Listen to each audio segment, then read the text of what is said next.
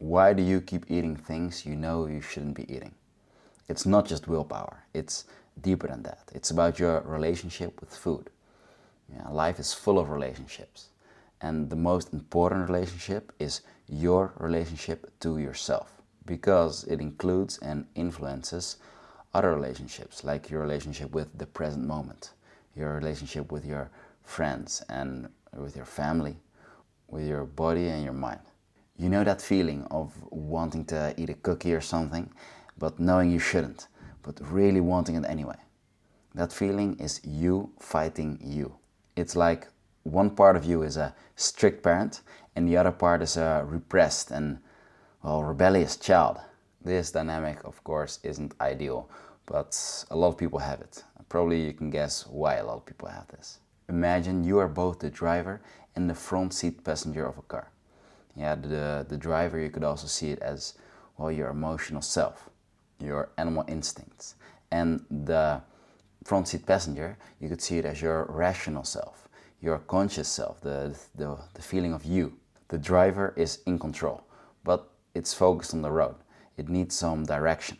The passenger can drive, but it can plan, it can see the future, and it can give that direction that the driver needs. And the passenger needs to make the good case, needs to convince the driver that taking the harder path is actually worth it in the long run, because the driver usually just wants to go for the short-term gratification.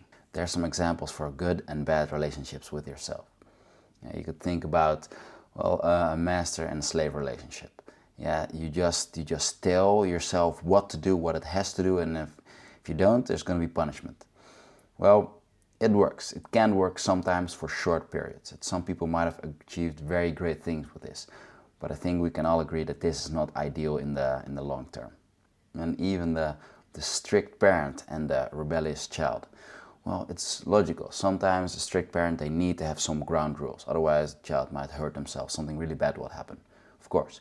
But again, this is used for some things, for some ground rules. You cannot use the same strict principle with everything. Just saying always, you have to do it. Why? Just because. It doesn't work like that. What does work? Being a good friend, a good parent, or even a good leader to yourself. And this means that sometimes you have clear no's, just some things don't happen. But other times you explain why something isn't a good choice. You explain what would be a better choice, what is a better alternative. You try to get yourself on your side. You lead yourself. This is called self-talk. But before self-talk can work, you need trust. The driver, your emotions, need to believe that the passenger, your thinking mind, isn't setting yourself up for failure, isn't setting yourself up for unachievable goals. So stop setting way too strict rules for yourself. Yeah, something that you might do for a few days but then fill up on anyway. And you need to start small and start building the trust. Yeah, so instead of telling yourself, I have to meditate for an hour, tell yourself, I'm gonna take 3 deep breaths. Or instead of fasting for 2 days, you're going to just skip one meal. Maybe something like that. Yeah, the very hard things, they need to be broken down into small, easy steps. And then you need to actually follow up on them. When you can do that for a while, you build that relationship with yourself. Instead of always setting too high goals, breaking them down, back up, back down, start building up that trust in yourself. Most of the time, when life is a bit easier, maybe when you're watching this video, and the driver and the passenger, you're just talking idle talk. It doesn't really matter that much. But when there's a crossroads, when there is a road will split, one side will be the instant gratification, easy path. The other side is going to be the harder path. The thing that's not nice to do right now, but it's going to lead to better things in the future. That's where you need to figure out what's going on inside of you. Yeah, is one side trying to repress, the other side just saying, no, fuck you, we're just gonna do it. No, don't care about it. And is this side trying to, well, rebel? Or are they having a good conversation? Yeah, and in this conversation, can the passenger actually convince the driver that it's a good idea to take the harder path? And for that conviction, you need 2 things which are very important. You need clarity, and you need to make sure there's no overwhelm.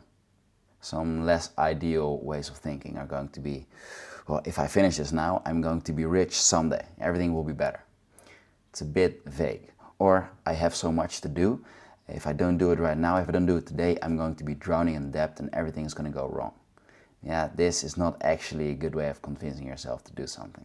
Some better ways is, if I finish this one thing now, I'm going to be just a step closer to my goal, and well, that's all I'm focusing on right now. Yeah, or just one small action now, and yeah, the rest, all of the other stuff, it comes later. It's more for my future self. They will be able to handle that. Right now, I'm focusing on this step, taking this first step. I hope it's clear now that building a relationship with yourself should be a top priority in your life. That means not saying no to yourself without giving a good reason and providing an alternative, or really motivating yourself by understanding what you truly want. And of course, just listening to your emotional self, not just repressing it immediately. And just one thing I want to end it with today is that caffeine might be destroying your relationship with yourself. Yeah, there's so much talk about, is caffeine good or bad? It's a very hard discussion. I think it makes most people more productive, just like me, but I think it also ruins your relationship with yourself. Why? Because if you want to do more work, most people, when they want to be more productive, they just drink a cup of coffee and they're more productive. Yeah, instead of actually having good self-talk, they can take a shortcut. Yeah, they take a shortcut, they're more productive. And why does it work? Because, well, I think your mind is stronger and it's able to repress your emotional side more. Yeah, because it's just stronger for a bit.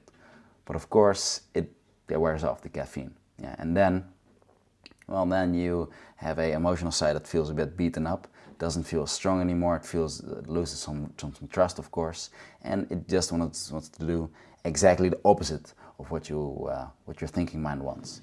And then you have a few options. You have to drink more, or you have to accept the crash. Maybe the crash is going to be in your sleep, and that's where also causes for some bad things. So yeah, if you get anything from this video as well, if you drink a lot of coffee, try going without coffee for a week and see how you feel. See if your talk with yourself is better. See you next time.